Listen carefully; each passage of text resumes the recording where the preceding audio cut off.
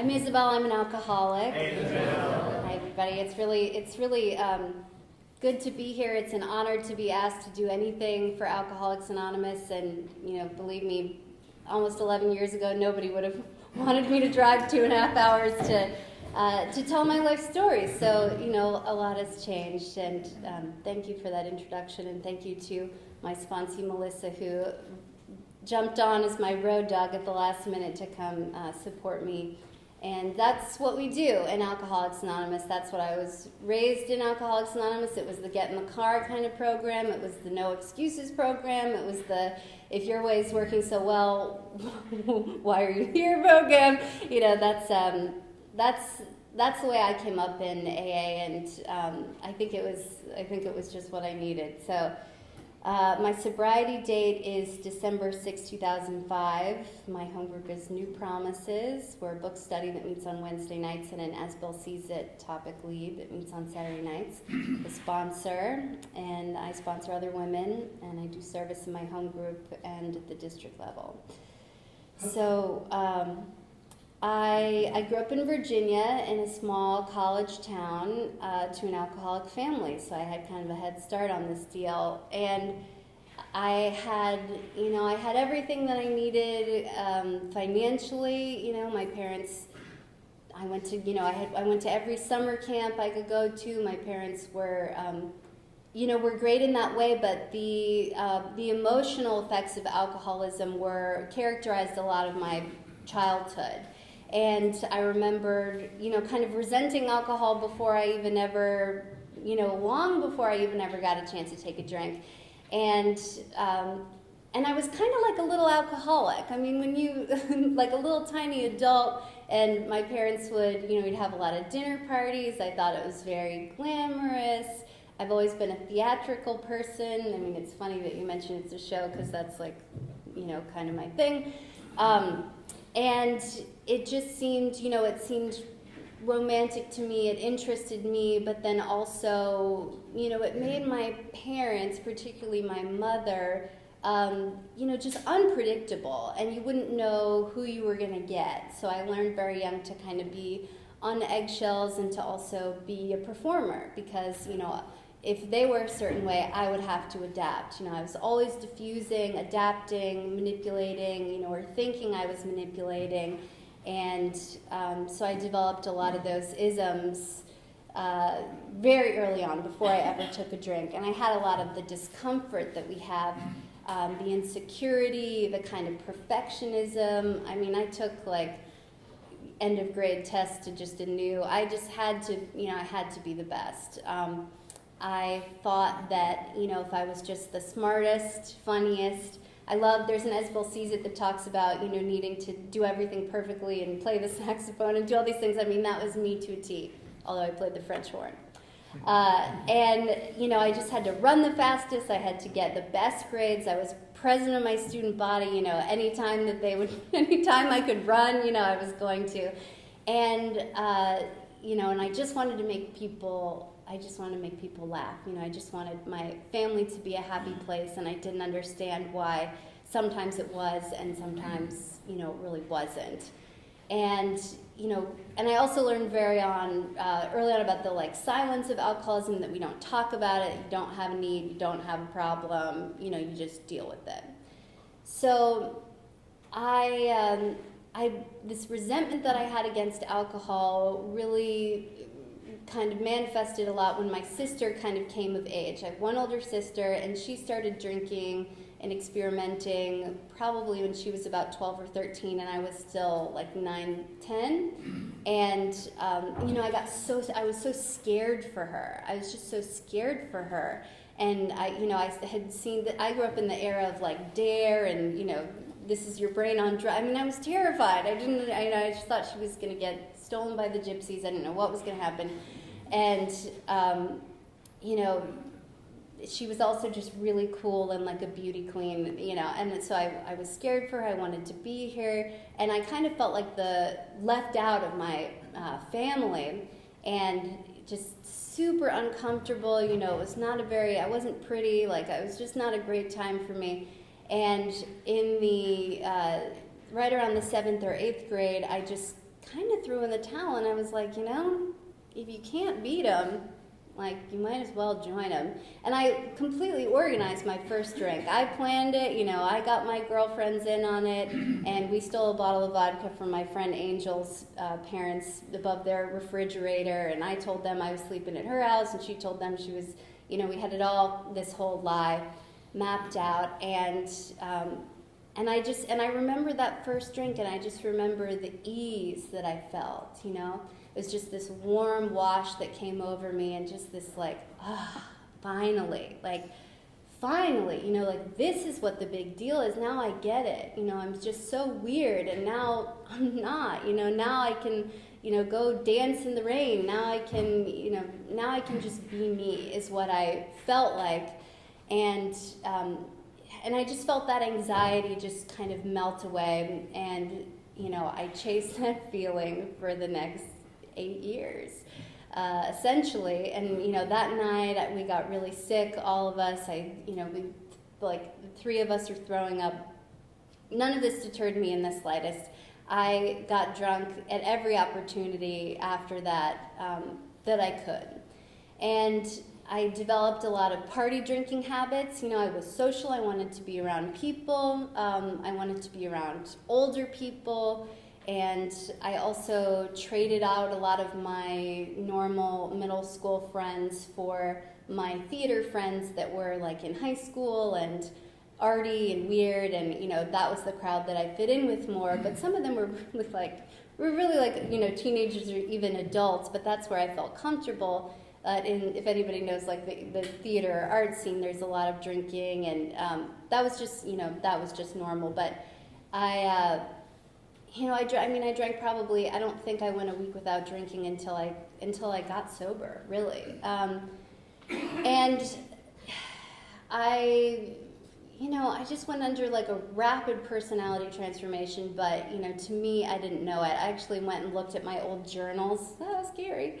Back in my parents' house, fearfully opening, what did I write in the 9th grade? And, I was failing subjects. I'd been a straight A student. I was arguing with my dad about, why I was failing these subjects. And I was proclaiming that it had nothing to do with alcohol. It had nothing to do with my theater friends, and it's just an outright lie. But the delusion, had gripped me so strongly. There was no way, I'd found the solution to my problem, alcohol. There was no way I was going to give that up until it burned me to the ground. So I kept on. I thought school is the problem. I did this a lot. This school's the problem. Got to go to a new school. I did. I got my act together temporarily, went to this nice private school, and, that was a better fit for me, but I didn't stop drinking. I started getting arrested. This was really embarrassing and inconvenient. My dad was a prominent lawyer in my town, and, it was not, it was just terribly shameful to have to go to juvenile court and then go to probation while I was, I had the double life going on. I was going to probation, and then I was going to star in my school play or run for the vice president of my school, or, do some extracurricular activities, or I always had that going on, and I felt if I could just keep the one up, then the other one could be overlooked, right? And, similarly, I drank all through high school. Consequences piled on, emotional consequences. I started to feel really depressed. Alcohol is a depressant, didn't put that together. And I would also drink alone. So as much as I was a party drinker, I also drank, bourbon at home alone while writing my book report. In the 10th grade, that's not how a normal 10th grader gets through the stresses of Johnny Tremaine or whatever, that's not how, that's not normal, but for me it was completely normal, and for my house it was normal. We were all in our separate quarters, drinking, doing our thing, and I thought, I'm an adult, I'm an adult, already. This is great, this is what I do, and, started to catch up with me. I realized I wasn't going to get out of my tiny town unless I went to college. I didn't really want to go to college. I just wanted to be an actor. And one of my theater directors said, well, you can go to college for theater. And I'm like, well, I didn't really realize that. And he also happened to be a member of Alcoholics Anonymous. So, my higher power is looking out for me way, way early on. And I'm 17, I'm applying to colleges. My theater mentor, my parents are really checked out, so, he's the one that's helping me with college applications and auditions, because to get into a top-tier theater school, you really need to go to New York and audition, or DC and audition, and it's an intensive process, and, somebody needed to supervise, but, there really wasn't anybody supervising, and there really hadn't been anybody supervising, and so I had this AA guy, and he didn't tell me what to do, he didn't tell me that he thought I was an alcoholic, he just said, hey, let me tell you about me. And he shared some of his story with me. And I was like, well, wow, that sucks for you. And, and he had a daughter that had an alcohol and drug problem and was not sober. And, so I think it was part of, as AA members, it's what we do, but it was also maybe part of his, just sort of healing to do that with me. So I took that little seed and I just put it, I put it in the back because I wasn't ready to stop drinking. I wasn't ready to, not by any means. And, I had managed to not get arrested for a little while. I thought I had it under control, and that is another thing that my story is really characterized with is these periods of delusion where I think I have it under control. And you're right, as soon as you think you've got it, you don't, right? And I, cunning, baffling, powerful. Like, my disease isn't going to announce itself. It's not going to knock on the door and ask permission to come in. It's not even going to, be loud enough or obvious enough for me to see it on the front end. But because I'm the suffering one, I think that maybe it is. I think I'm going to be able to predict that. And so I think, when things are going well, that I've got it under control. What I don't know is that it's always my disease, like, winding up for just, like, an even bigger blow. So I moved to New York. I get into a really good school. I moved to New York, and I tell myself, all right, Isabel, like, I had already known that I had a problem with alcohol. I'd had consequences, wasn't ready to stop, but I was like, Isabel, this is New York City. This is not Virginia. This is not field parties. Like, you need to keep it together. I also have been a bar drinker since I was 14. I was a whiz with an X-Acto knife and a laminating style. I mean, I was just not gonna not get into bars. So I had a fake ID. I was like, all right, you can only drink at the bars on your block. That was my plan for safety. Not, limit your alcohol. No, I was like, geographically, if you just stick to your block, like, it's a big city, you'll be safe. Just 51st Street between 3rd and Lex, like, that's where you can drink. And of course, that worked for 2 weeks until I got bored and I wanted to venture out. And, I was always setting up little things for myself like that to try to control my drinking. But I didn't know that at the time. So, one of the things my alcoholism does is it just robs me of, of life. I can't complete a school program. I cannot make it on time. I have to quit before you fire me. Like, that's my disease. So, I don't make it in that school. I get a resentment against a teacher and I think, you know what, theater is just not for me. I had no idea I could just drop the class, but I'm an alcoholic. I go all in. I go to the extremes. So I just quit the whole school. Go to a different school. I'm going to do this now. Sound familiar? I do that for, almost a year, but I'm just trying to do everything, trying to be everything to everybody. I'm trying to work, go to school, and be a full-time alcoholic. And at some point, I just said, you know what? I don't want to do it anymore. I'm going to just be true to myself, and I'm just going to be a full-time alcoholic. I give up, you win. I can't keep all this stuff up. The lies are getting really intense. The emotional drama, meeting the one every 60 days, that gets exhausting. I mean, I just threw in the towel. It was a very intoxicated decision, but one that had been building up for some time.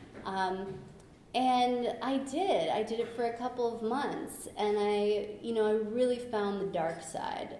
And all those, when it talks about, I love Vision for You, and we read it at my home group, the first page or two of Vision for You, and it talks about the hideous four horsemen: terror, frustration, bewilderment, and despair. Unhappy drinkers who read this page will understand. I understand that, and those couple of months of really round-the-clock drinking, not even trying anymore, literally on the Bowery. Now there's like a Whole Foods, but when I was there, it was still, the Bowery. I lived on the Lower East Side, and I just got to that level of shame where I couldn't even hang out with some of the bad drinkers from my college crowd.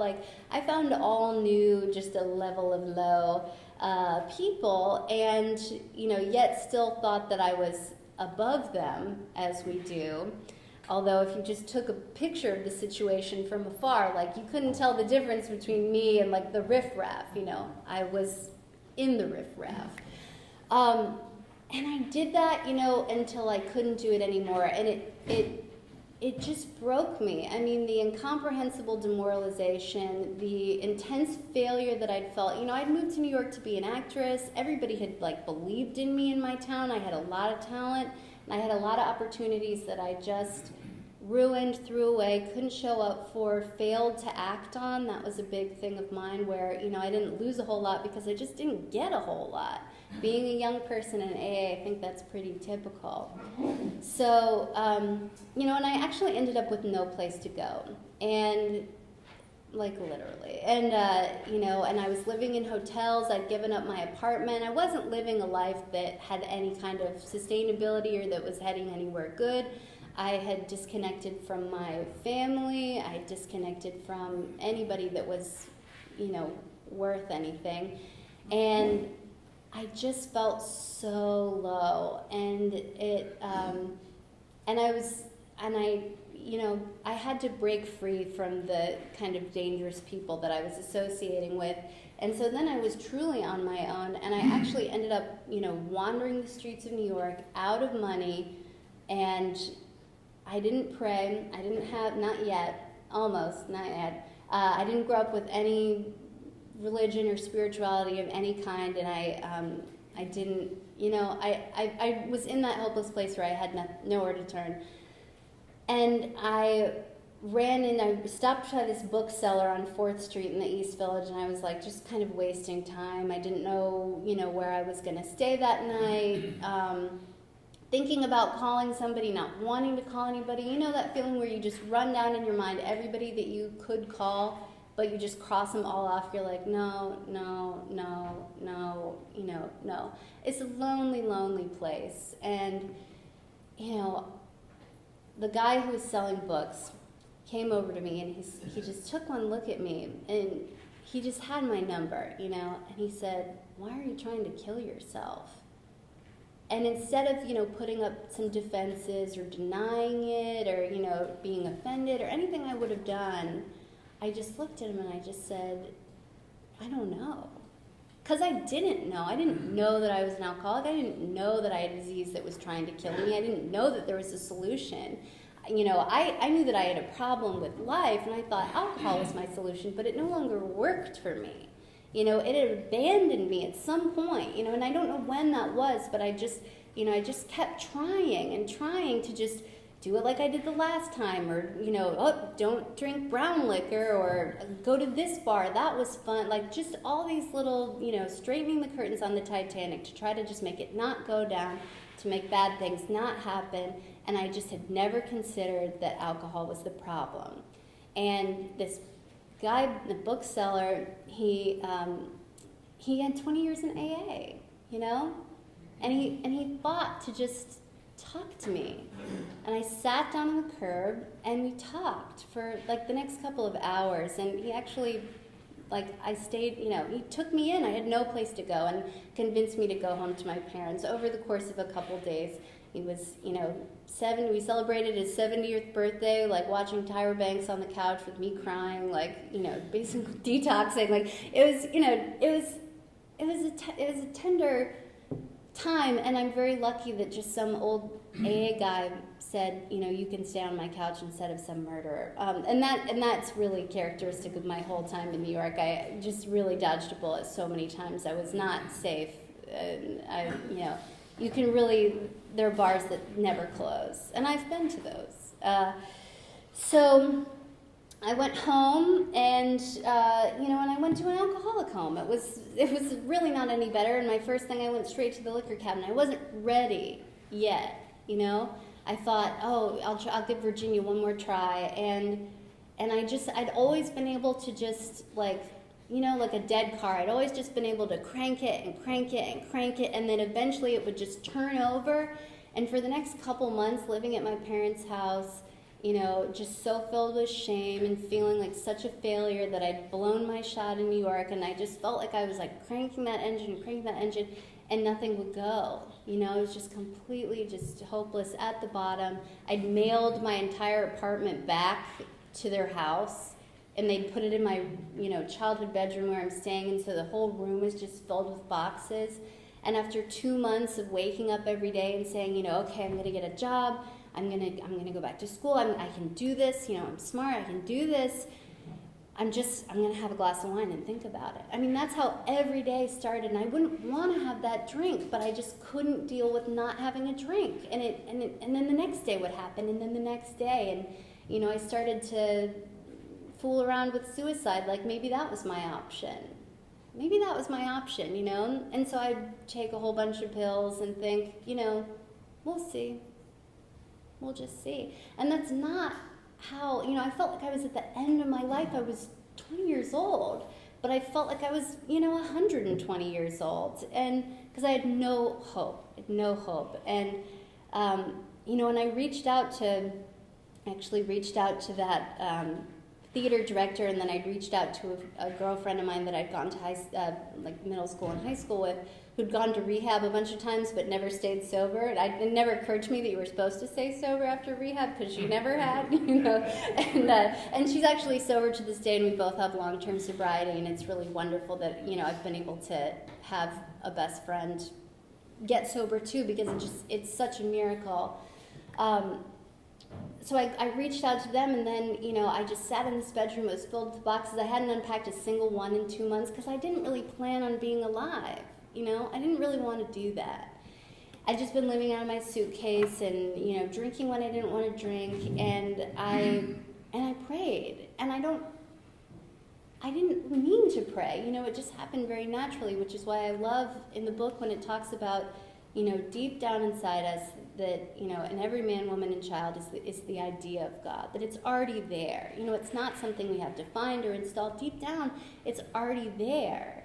And so it really, it was already there for me, and I just, I don't even know if I said anything, but it was like my heart prayed. My heart reached out, and I heard this voice in my head, I don't know, that just said, this is the end.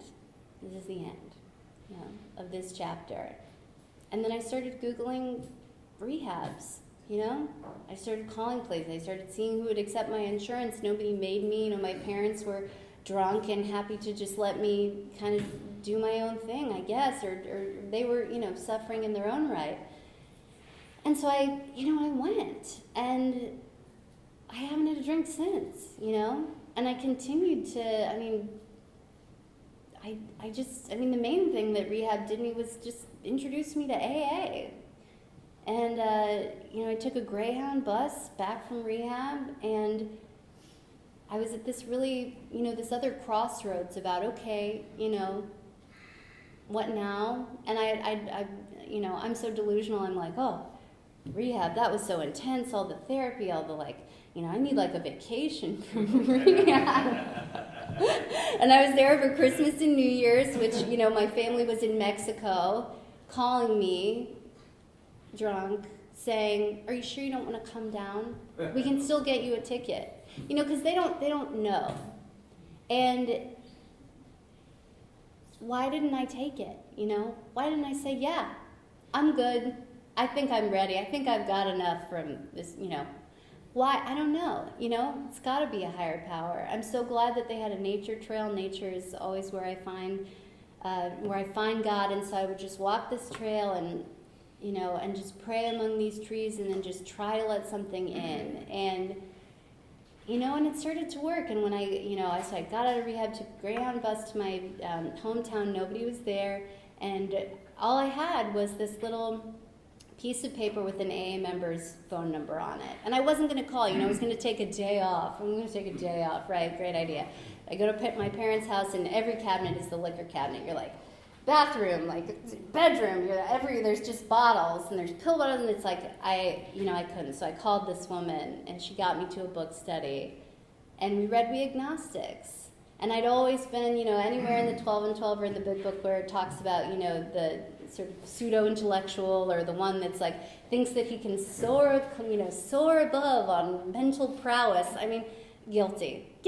That was my plan. I was just going to figure this thing out mentally, right? I'm smart. That's my game. And, We Agnostics just opened up something in me, and it holds a very special place to me to this day. And that woman became my sponsor, not immediately, but, because, I had to give it a good 6 dry, white-knuckling months, trying to do it on my own willpower, trying not to be vulnerable, trying to, save my butt and keep my face at the same time, and, that doesn't work. And when I humbled myself and asked her to be my sponsor is when the recovery really started to take place for me. And, there's nothing quite like the first run through the 12 steps. Most of you guys know that.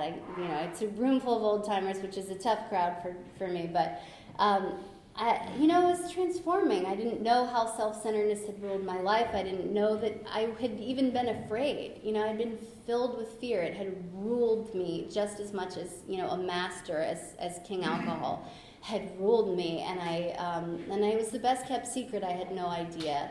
And, I changed. I changed, and I got involved with a home group, which has always been a big deal for me because, I didn't participate in stuff. I was the lead, not the ensemble. I didn't participate. Now at my home group, Melissa can attest to this, I'm like sweeping, mopping. I clean the bathrooms, I'm not doing the glamorous, to me, being a GSR is glamorous. I absolutely loved it, And that came at a time in my sobriety where I had a couple years, maybe like 3 or 4, and and it just felt stale. I wasn't excited about AA anymore. I didn't really want to do it, And my sponsor was like, "You need a service commitment," and so I took on being GSR, and it transformed my view. And I've always been interested in the traditions. I learned early on in my group that I would not be sober without, these 12 are great, but I also would not be sober without these 12. The tradition started working for me early on. Unity, never had I been in a place where we didn't, I'd been in a place where you were trying to, get rid of the competition. I mean, the theater is very competitive, and it was not the, happy, feel-good, let's all sing together. No, you were always trying to move up. So it was a very different world for me to take part in that unity, to take part in primary purpose, to take part in, self-supporting. I didn't even attempt that one for a little while, but then I did. I was like, let me put this tradition into work into my life and see what happens. Because of course, like any alcoholic, fear of financial insecurity was awful for me. And when I started to practice that tradition in my life, it transformed me. I'm an accountable, responsible person today. I could not show up on time for a 2 p.m. painting class. Consistently, was late. It's 2 p.m., So I'm a different person, I'm a different person, but I'm the same person. And my spiritual life has grown a lot, but I have to say that for a really long time I used the group. I didn't understand God. I don't know if I still even do today, but I prayed. I prayed and I listened. And I took the 11 steps seriously when people talked about meditation. You know, we're not supposed to skimp on that. If I didn't know how to do something in this program, I called somebody up and asked for their experience. I mean, what a great thing that, you know, there's so much experience in every AA room. And, you know, anybody is happy to give that to me. You know, I just feel, I mean, that's what makes me feel rich. Like, and I can go anywhere, and I have gone anywhere. I mean, I've really been lucky. I went back to school twice, graduated with a 4.0. You know, I've managed, I don't know how much, a little bit of time. You know, like I'll have a dream and I'll think, no, you know, I'm not good enough. That's too big for God. You know, not possible. And then I just do the next right thing, and then suddenly, like, it is possible, and my higher power is doing it. And then I'm already there, and then I'm doing it again, you know? I got into archaeology, which I've always wanted to do, and I work in Egypt in the summers, and I work on an archaeological dig as their artist. I've done this 4 years in a row. It's amazing. It's, you know, awe-inspiring, and I am somebody that could not, you know, I couldn't go anywhere when I was drinking. I couldn't go anywhere. You know, I couldn't get on a plane. The panic of being in an airport without being able to smoke a cigarette was enough to just keep me at home. You know, my world was so small. I had no confidence. I had no self-esteem. I had no accountability to know that I was actually going to do a good job for these people. And, you know, I have those things today as a result of doing AA and doing the traditions with a capital T and the little traditions with a small t, you know, like sitting in the front. My sponsor always made me sit in the front. I never wanted to. And she put me right up in the front. And, you know, people I sponsor, I'm like, all right, come on to the front. And they hate me for it. I don't care. You know. But that's where I pay attention. That's where I listen. You know, asking a question if I don't know the answer. I mean, when I first went to college, I couldn't figure out like the library. I couldn't figure out how to get on the internet at the library. And so I was like, all right, I'm just going to research in books. Like there's like a librarian right there, but I'm too prideful. I can't ask. You know, today I'll ask anybody. I'm like, I don't understand this. You know, we just went over the agenda items for the assembly in our home group meeting, and one of them, you know, our GSR read, and I was like, I didn't get any of that, you know, and my pride used to be too big. I would have never been able to do any of that, and my pride was too big. I was never able to have any fun. You know, young people's became a part of my sobriety a couple years in, not at first. I didn't think, you know, I felt too low. I thought, you know, I didn't relate to young people. That, like, vitality that they seemed to have, I didn't have it. And, you know, I grew into it. I sort of grew younger. I lost that, you know, real just, like, negative cynicism and jadedness and bitterness that used to be, you know, what I thought of as my personality. And thankfully, you know, I don't have to have such a rigid idea of who I am these days so that I get to let my higher power change me. And that's just been such a gift, you know. Every time, I love the sentence and how it works. You know, those of us that held on to our old ideas, the result was nil. And if I feel that tension, I have to ask myself, you know, what old idea am I holding on to? What old idea am I holding on to? And why am I holding on to it? And what would happen if I just let it go? And as soon as I can let go those preconceived notions that I have about myself or others, you know, a whole world opens up to me. And for me, that is spirituality. It's such a part of my daily life. It's the language of the heart that I feel, you know, with David, who, you know, as soon as we realize that we work at the same place, I like that job 10 times more, knowing that somebody, you know, somebody on the other end understands. And, you know, every time I go to a meeting in another country, and I'm right at home, you know. I've, like, gotten off a bus in Costa Rica and just seen a little AA sign, been like, ding, ding, ding, and then run and met, you know, amazing friends. And, you know, I pity normal people that don't have that kinship that I have with other AA members. And I have to say, you know, because a story is ever changing, and for a long time, my story was very, I'd made amends to my parents for what I'd done wrong. I'd done a lot of living amends to be a good daughter to them, even though we still had a lot of problems. And my relationship with my mother was really tough. And she was drinking herself to death in front of my eyes. My father was in denial about it. My sister was in denial about it. And, at some points, I'd turn myself into a pretzel trying to detach and still participate. Or, I did it well, I did it badly, I did it this way, I did it that way. It was 9 years. And then I had to entirely step away at points where I was like, and I had to be honest and say, I cannot watch you. I love you. I cannot watch you drink yourself to death. I cannot watch it. And, she's sober. And I never thought that would happen. I never thought that would happen. I was 100% prepared to get the call, that she was dead, that she had fallen down the stairs, that, she had gotten in a car accident, that her liver had just shut down.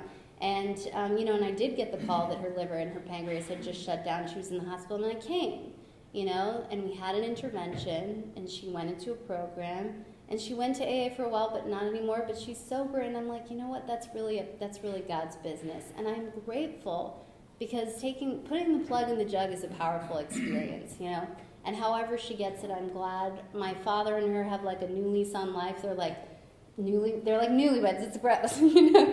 They're really enjoying each other. But I'm so happy. And this woman who, there's when an alcoholic is drinking, they're a stranger. And so I had not known my mother for years. she was, I'd known her disease essentially. And when she got sober, my sister and I looked at her, we were like, oh my God, it's Mom. Like I hadn't even, her personality was there. It was like meeting somebody I hadn't seen since I was a kid. And, I mention this because I think that had I not taken care of myself, I don't know if that would have happened to her or not. I don't know. I mention it because it was really tough for me to detach from the family system of alcoholism to get sober in the first place. I was betraying them. They didn't get it. They didn't like it. They offered me alcohol. They didn't get it for a long time. The people that pick up chips and their parents come to see them, that was not my story, So I say you can do it without family support. And then, but it's if you have it, be grateful for it because it looks pretty nice. And then don't leave 5 minutes before the miracle happens. My mother is in her late 60s. She was in poor health. She couldn't walk around the block. She was diabetic. She had a lot of problems. And she doesn't now. And I don't know what's going to happen with that, but one day at a time, I am extremely grateful that we get a chance to have a sober relationship. And it has dramatically changed my family.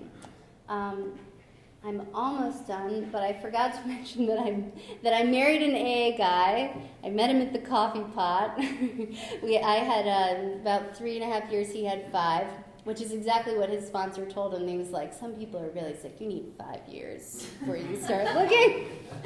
And his sponsor, as usual, was right. And